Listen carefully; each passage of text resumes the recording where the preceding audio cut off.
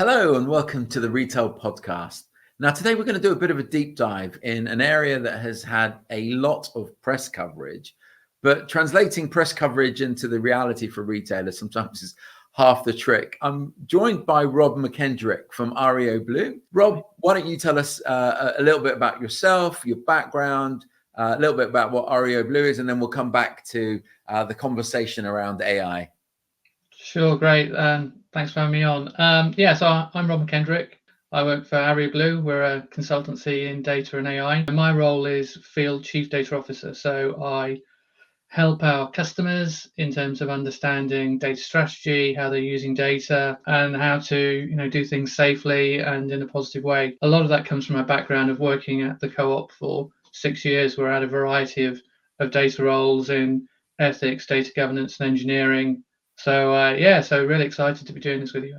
Oh, fantastic. I know Arreoblue released a report on responsible AI. For those who've not had a chance to read it or aren't aware about, what it means, what is responsible AI, and why are you guys focusing on it? Yeah, thanks. So, put really simply, it is what it says. It's about using AI in a responsible way, which doesn't just mean from an ethical point of view. It can also mean from a business point of view, environmental point of view. Obviously, it's become really talked about, as you said, in the press because of generative AI and chatbots, but it also applies to things such as machine learning algorithms that you might use for optimization or pricing. And I think that, you've only got to look recently, right, at dynamic pricing, which is a great algorithm for Uber, where you've got an increase in demand means an increase in price, which means an increase in supply because more drivers come to that area. But obviously, in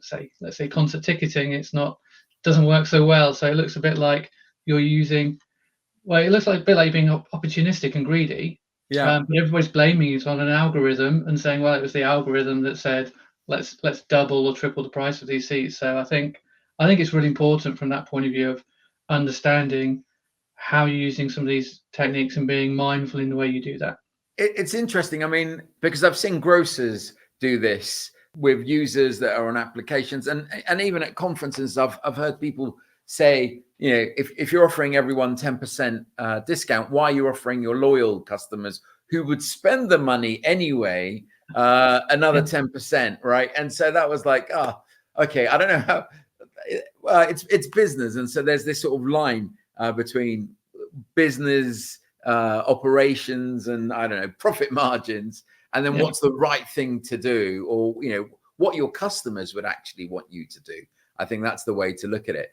What surprised you when you looked at the report? I think firstly, a lot of people are waiting for the government to say something about AI specifically and feeling like until that happens, they don't need to worry about it. But CMA have announced a review of what happened with Ticketmaster. If you use data badly, use personal data badly, you can fall foul of the ICO. So you can fall foul of GDPR, right? So that's a really easy thing to do. As you say, if you use pricing, you can get into a situation of accidentally introducing bias, where you might give discounts to one particular set of people versus another based upon something like gender or race that might be a byproduct of your products or the way you intend to do the pricing. But it's all those kind of things that people can get in trouble for, can get prosecuted for, but it doesn't rely on a new law or regulation coming out. It's just part of the existing regulations. And I think so. The first thing is people are kind of waiting for the government to say this is what you shouldn't do, and before they make a change. And I think you really need to make that change now. I think secondly, a lot of people think about the bad consequences of using AI as being something just in terms of brand reputation or, as I say, regulation. But a badly trained model might introduce pricing reductions which are unsustainable for your business. It could predict, you could have an AI algorithm in supply chain which might overpurchase something because it's got some bad data or the model's badly trained. So there's potential downside financial there. And also, it's just not cheap, right? So a large language model, which might give you a few percent uplift on a chatbot, might cost you 5 times as much as the alternative approach. So all of those things aren't just about regulation; they're also about the bottom line to grocers and retailers. And the third thing I think is that people assume that it might slow them down. And I always use the analogy of, if you've got a racing car with really good brakes and steering, you can go a lot faster because you've got the safety built in. So I think a lot of people worry that if they implement something around being mindful and responsible with AI, that might slow them down, slow their innovation. But I think it really opens up the ability to do things, and do things purposefully, and do them quickly and well. Who would you normally be presenting this to? Who in the business should care about this? Yeah, so I think that's a really interesting thing. So I think there are a lot of people that care a little bit about it. If you talk to, say, head of compliance, they've got to worry about AI. Head of data protection would be worried about it. Data scientists, they're kind of worried about it. So you've got quite a lot of people who have a concern but don't feel they're empowered to do something about it, or don't feel it's necessarily their scope. So when we talk to people about implementing something around responsible AI, we say what you've got to do is you've got to take this top down. You've got to talk to the executive, and you've got to set some AI principles that really set the tone of how you're going to use AI for an organization. So, go into the C-suite, talk about some of these opportunities, potential downsides, and make sure it's up to them to show the responsibility and accountability within their organization. So put in place some principles, put in place some checks and measures, and then maybe enable those heads of compliance, heads of data science to do the right thing in their organization. But it really needs to come down from the top. Have you seen that in action? Do retailers do that, or grocers? Are they effectively doing that? Are they trying to do that? The research we conducted said there are certainly very few are talking about having done that. Right. Yeah, so it was literally sort of 1 or 2 out of 40 retailers that we looked at in the UK have said something about that. At the co-op where I used to work, we worked quite a lot on that, but it was part of our whole environmental, social purpose of the co-op to do things responsibly. So we considered it a good thing to do. And the retailers we're working with at the moment, it's putting this together is a bit of a new thing for them. So it's something that they might have been doing, but it's something that they kind of do it in pockets, or they haven't really got their hands around it. Last year, global head data science from Unilever talked about the fact they've been looking at this worldwide, and they'd assessed 40 of their AI algorithms for being responsible. Huge amount. They had 400 to go. That AI was so prevalent in their organization that it was literally the tip of the iceberg that they'd looked at. But if I'm not a top 3 retailer in the UK, right, I probably won't have that depth of field, or that I'm relying on other people to help me. So where do I start, maybe, is the better question. Yeah, I think so when you start from that, let's assume you've done the C-suite conversation and you said, okay, we've got in place our principles, we want to do something about it. I think creating your understanding, your list of all the AI applications you might already have, or systems, because you might have be using Microsoft, and you go, we've switched on Copilot, that's cool, you've got AI there. Most of the ERP systems and finance systems are claiming they've got some kind of AI capability, so you've got something there that's already in place. So understanding that to begin with, and saying, what are we using, and then looking at them and from a risk perspective, and say, what are the potential things that could go wrong with some of these things?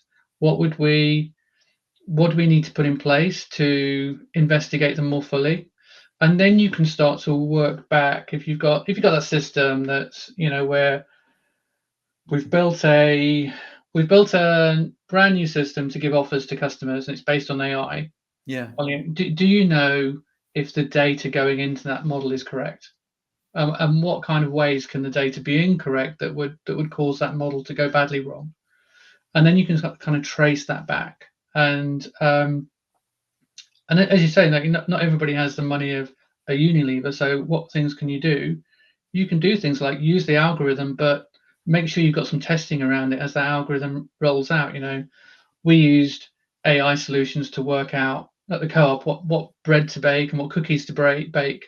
But there was a baker who looked at that and said, "Well, that's clearly bonkers. I'm not going to do exactly that, but I'm mindful." So you call that human in the loop. Yeah. In the same way that in banking, you would hope that your application for a credit card might have somebody looking at it at some point. If it's on the margin, you might go, okay, is there somebody looking at that? And in the same way, you want to see if there are any high risk algorithms, whether you've got a human in the loop who can look at those things Is and go, that a okay, co-op term or is that a Rob term? I love that term. that's a AI term It's an for industry. having a It's human in the the loop. people who are Yeah, in the know, they know, right? yeah, exactly. So it's like, yeah, but it's a good one because it's like, unlike a lot of the other techno jargon, that actually tells you what it is, right? They're in that Yeah, decision making that's environment. such a It's personally involved. futuristic term. I can imagine that term. It's the first time I'm hearing it, so I can imagine that term. Was there a human in the loop? I was like, oh yeah, right. We didn't have a human in that loop because it was just all process, which I guess then leads into, I think what you're talking about and what the report was about your AI framework. So what are the pillars to the framework? Was that what you were just covering there? So yeah, that was around the whole AI safety pillar. So what we've done is we've built it up from the core of data governance and architecture. So do you understand your data? Do you understand how it got into the system? Do you understand how it was collected? So that's the Yeah, first item. You can think of it like expanding out, right? So yeah, that's the first part. The second part is looking at safety, which is where the human in loop comes in and understanding how the system was built, what tools you're using, and having those checks and balances. So you've got AI safety as the next thing. Building out from that, you can start to look at bias and ethics. So, just because something is doable, should we do it? As I mentioned at the beginning, that could be something around it's going to cost quite a lot to build this and maintain it.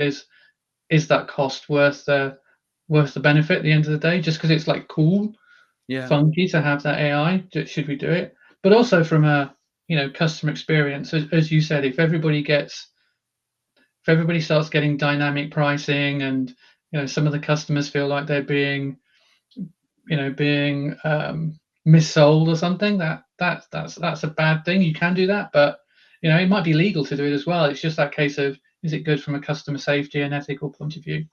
I got you. And then the last pillar around that, the top thing is there somebody that's at the top of the organization from a governance point of view saying, do we have a strategy?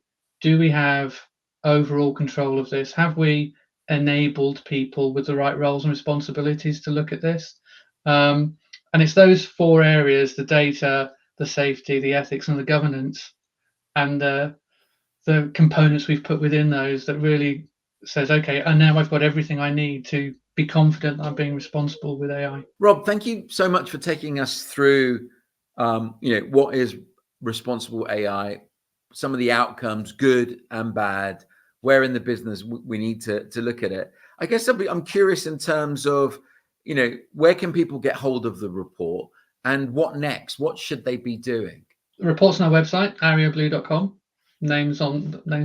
Company Yeah, names I'll put it below in there. the show notes. Yeah.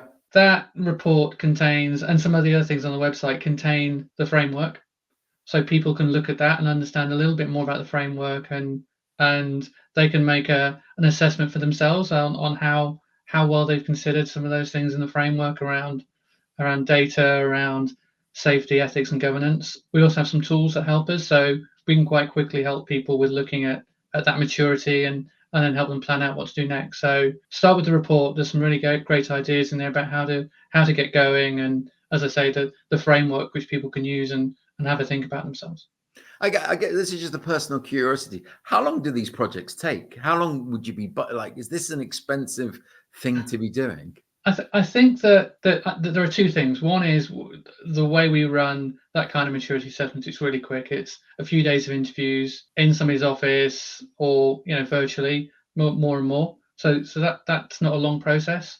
I think that if you are an organization who has started to think about these things and have made a mistake, then the regulators are going to be a lot more lenient on you than if you haven't started at all. So the process of getting going is really important, and then you can take it at your own speed as time, funding allows. You'll probably find that a lot of places in your organization have started thinking about these things, and maybe it just needs writing down the things they're already doing. Yeah. So you might not be in as bad a situation as you thought of to begin with. So having a look at that, understanding the framework, and then applying it and thinking about what gaps you might have would be really great first step, and something that will help you on the journey and help you keep you on the right side of the regulators as well. That's brilliant. And definitely regulation is coming. And so I guess it's better to be on the right side of it before it's even there. Exactly, yeah. Because it's a lot harder to unpick some of these spaghetti systems that you see. Yeah. Rob, thank you so much for taking the time Thank to talk to us, and we'll speak to you soon. Brilliant. Thanks a lot. Take care.